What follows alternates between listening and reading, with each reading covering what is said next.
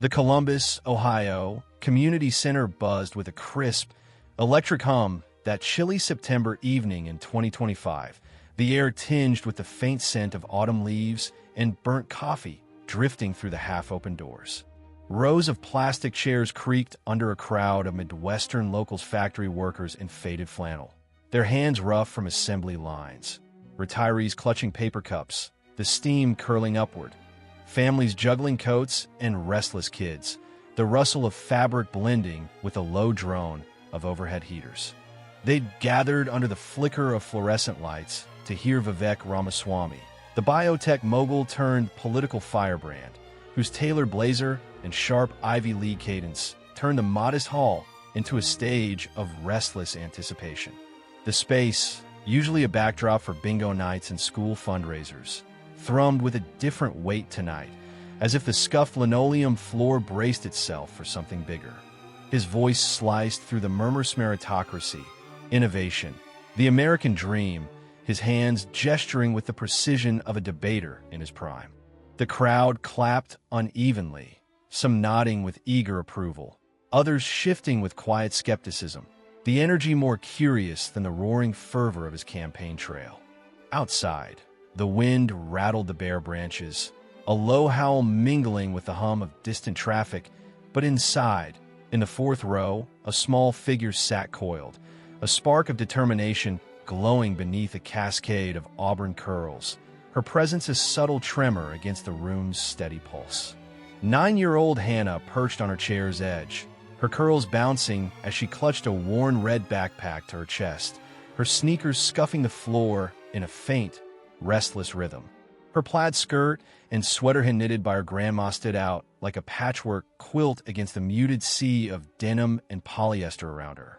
Beside her, her moth-era wiry woman with tired eyes and a faded scarf kept her gaze on Ramaswamy, her thin hands twisting a program into knots, her lips pressed tight with a mix of hope and exhaustion. Inside Hannah's backpack wasn't a toy or a snack, but a tattered notebook, its pages a battlefield of blue ink questions she'd scratched out under the dim glow of a bedside lamp, born from a worry she couldn't bury. "You don't have to ask, hon," her mom had murmured as they'd left their cramped duplex that evening, the front door creaking shut, her voice brittle with doubt. "He's a smart guy," but Hannah's hazel eyes had flared, her grip tightening on the straps until her knuckles paled. "I need him to hear," she'd said, and her mother had seen a resolve in her she couldn't tame, a resolve sparked by a future that felt out of reach. 6 months ago, Hannah's world had tilted. Her older sister, Mia 17, a student with dreams of college, had broken down at the kitchen table, sobbing over a rejection letter from school she couldn't afford, even with scholarships. Hannah had watched, curled up on the couch, as Mia shoved a stack of bills aside, student loans their parents couldn't pay, rent that ate their SAVY anxious. "I tried so hard," a wail that lodged in Hannah's chest.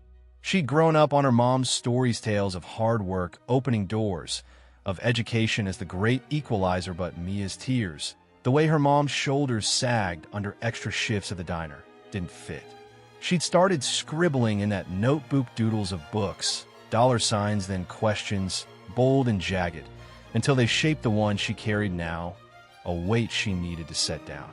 Ramaswamy glided through his speech with the polish of a Silicon Valley pitch to regulation, parental rights, fixing a broken system, his smile confident and calculated, drawing murmurs of yes and scattered applause. He spoke of dismantling bureaucracy, of merit over handouts, his voice a steady rhythm of VY tie-in as he painted a future of opportunity reborn. Hannah watched, her stillness a stark contrast to the squirming kids nearby, her fingers tracing her backpack's frayed zipper, her eyes tracking his every move, the way his hands danced like a conductor, the way his smile stayed fixed, a shield she couldn't pierce. The crowd stirred, some leaning forward with hope, others slumping back with a cynicism honed by factory closures and rising costs. A worker in the back scratched his beard, grumbling about wages. A grandmother beside him clutched her scarf, her sigh heavy with years. But Hannah sat like a hawk, her breath shallow, her heart thumping as she waited for her chance. The moderatora, stout woman with a clipboard and a tight smile, called for questions, and the room sparked to life. Hans rosy, a mechanic asking about jobs, his voice rough with grease. A teacher querying school choice, her tone sharp. A retiree fussing over health care, his glasses slipping as he spoke. Ramaswamy fielded each with a crisp, practiced flare stats about economic growth, anecdotes from his biotech days, a nod to American ingenuity. The crowd clapped politely, some nodding, others exchanging looks that hinted at doubts unasked, the answers slick but not stirring, like a breeze that didn't warm. Hannah's mother glanced at her, worry etching her brow. "You sure, hon?" she whispered, her program now a shredded mess. But Hannah shook her head, her curls bouncing, and slid off her chair with a soft scrape that cut through the hum. She shuffled forward, her sneakers scuffing the linoleum, her steps deliberate as she wove through the tangle of legs and coats to the microphone stand. The crowd didn't notice at first, their focus still on Ramaswamy's latest quip, something about woke nonsense, but then heads swiveled, eyes narrowing as this small figure emerged. Whispers buzzed, "Who's that kid? What's she carrying? She's little." Their voices a low rumble that grew as she reached the front. She stood there, dwarfed by the mic, her red backpack a shield against the swell of stairs. The moderator faltered, her clipboard trembling, her mouth opening to redirect, but Hannah raised a small hand, claiming her turn with a quiet defiance that hushed the room. The chatter faded, a taut silence settling like frost on the fields, every rustle and cough swallowed by the stillness. Ramaswamy paused, his head tilting, his sharp gaze softening with a flicker of curiosity as he leaned on the podium. "Well, hello there, young lady," he said, his tone smooth and easy, a grin tugging at his lips. "What VE you got for me?"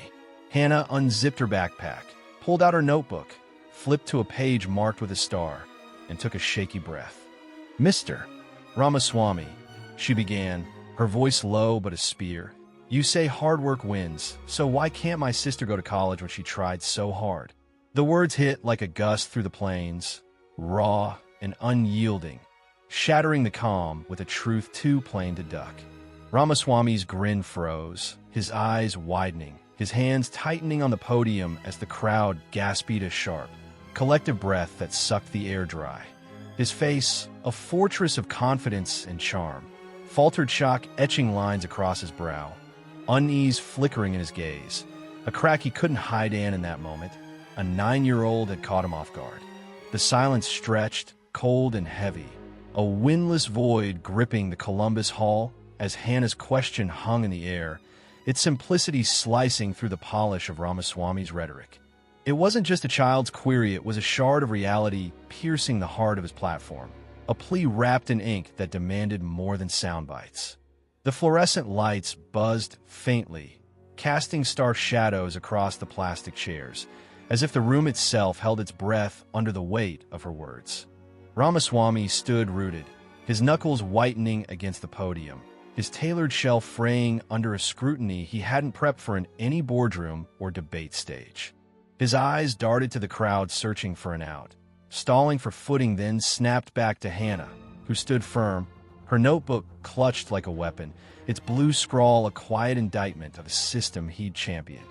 The room's hum dissolved, every shuffle of a coat, every clink of a cup, every stifled breath drowned by a hush that pulsed with her worry.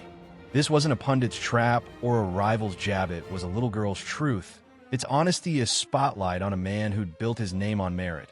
It burned brighter than he could bear. Hannah didn't waver. Her sneakers stayed planted, her hazel eyes unblinking, daring him to answer not with theories, but with something real. Her mother sank lower in her chair, her scarf slipping as her program fell to the floor, her hands trembling as the weight of her daughter's courage pressed down on her fragile frame. Whispers flared, "She's right. You know, what's he gonna say? That's a tough one." Their voices a low, urgent buzz that swelled and then hushed as the moderator waved them down, her clipboard shaking like a leaf in a storm. Ramaswamy cleared his throat, a harsh, halting sound that broke the silence, and ran a hand through his Hyra reflex, a lifeline he grasped as the room waited. "That's a sharp question," he said finally, his voice quieter now, stripped of its podium polish, the charm fraying into something unsteady. The crowd leaned forward, their bodies a sea of tilted heads and wide eyes, sensing a fracture in the man who dazzled with quick wit, a crack that widened with every second he struggled to fill. He took a deep breath, his chest VYing under his blazer, and met Hannah's unflinching stare with eyes that flickered, just for a moment, with something unguarded regret, perhaps, or a truth he'd sidestepped.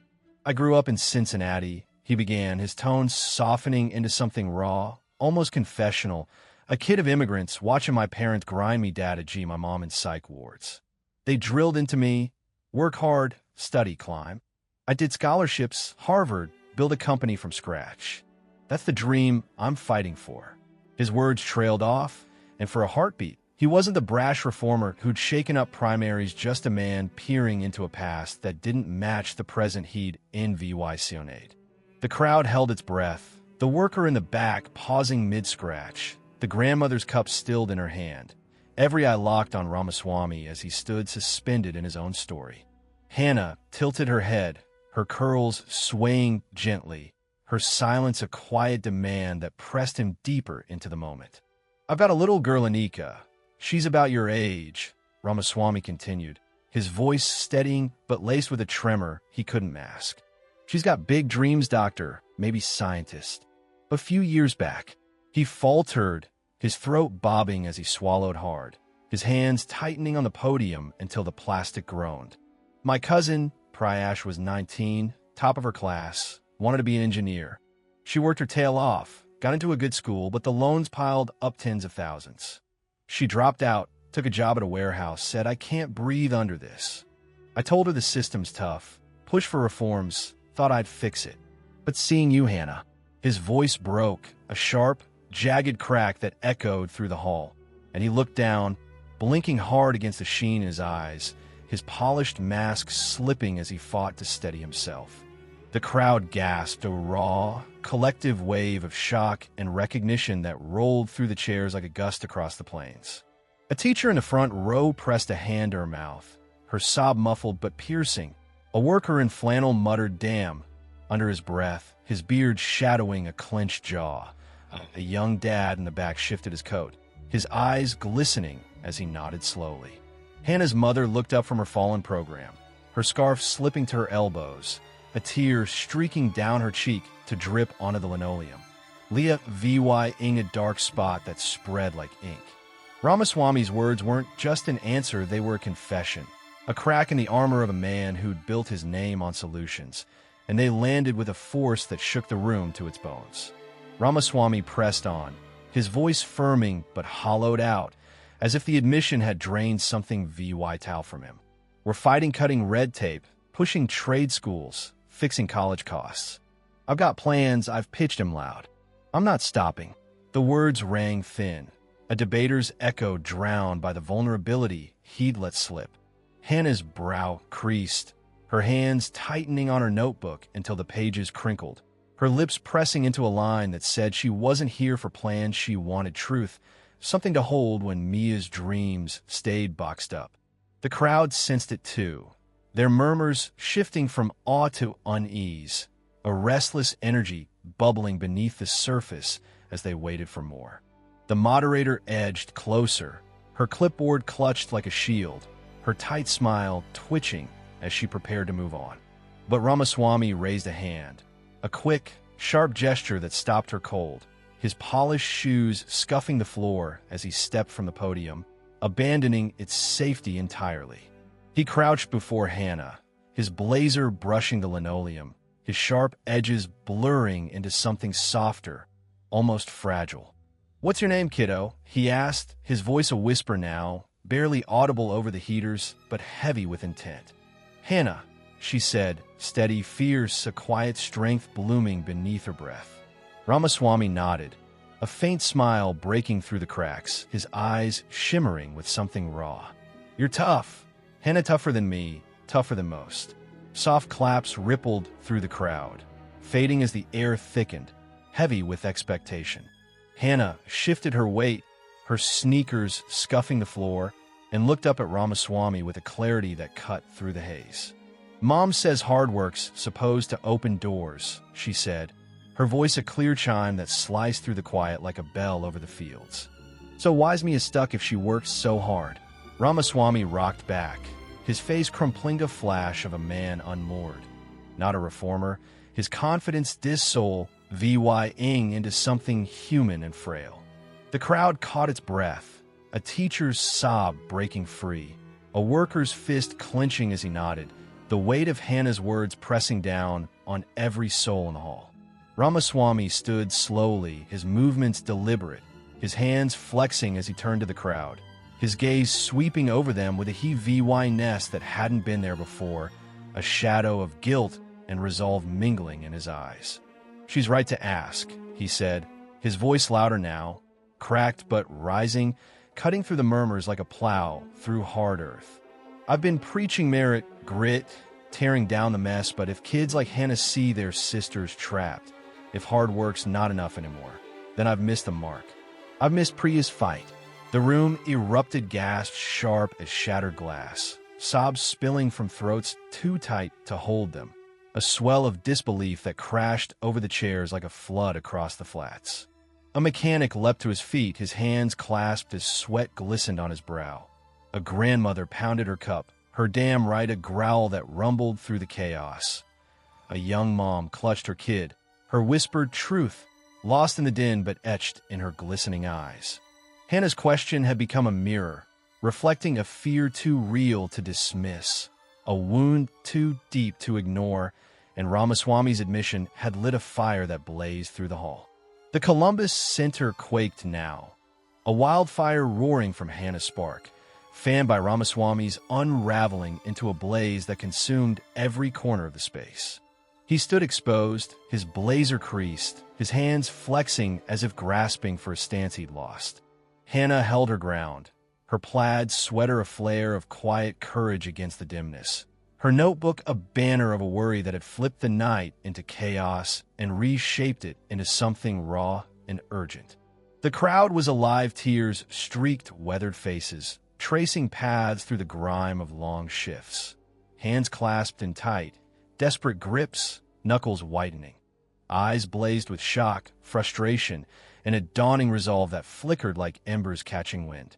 Her question, "Why's Mia stuck?" had torn the room apart, peeling back layers of bravado to reveal a bleeding heart beneath, and Ramaswamy's "I've missed the mark" had struck the match, igniting a fire that refused to fade.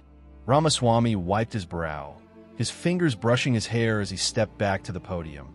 But its shield was ash now, a relic of a certainty he couldn't reclaim. Merit wins. He'd crowed in debates and rallies, his voice ringing across packed rooms and airwaves, a line that once drew cheers and raised fists. Now it haunted him, etched into the lines of his face-tight lips pressed into a thin slash, shadowed eyes glistening with a guilt he couldn't bury, a doubt that clung like the chill outside. The crowd felt it too, their murmurs swelling into a storm soft at first, a ripple of "she's right" and "what about us?" Then louder, a chorus of voices clashing in a symphony of frustration and awakening. A worker stood, his flannel taut across his shoulders, his gravelly "my son stuck too" cutting through the noise. A teacher beside him rose, her sob breaking as she nodded, her "we can't afford it" a whisper that carried. A young dad in the back slammed his cup down, his muttered "this ain't winning" a plea that hung heavy. Hannah's mother leapt up, pulling her close, her scarf falling as she pressed her lips to Hannah's curls, her wiry frame trembling with pride and heartbreak. "You're my brave girl, hon," she choked out, her voice breaking as tears fell, dripping onto Hannah's sweater to leave dark spots on the plaid. Hannah nodded, patting her mom's arm with a tenderness beyond her years, her hazel eyes locked on Ramaswamy, glistening with a quiet steel that refused to bend.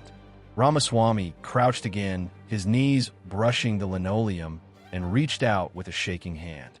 Hannah took idony fingers curling into his trembling palm, a bond forged in the wreckage of a night neither had foreseen. "You're a warrior, Hannah," Ramaswamy said, his voice brass.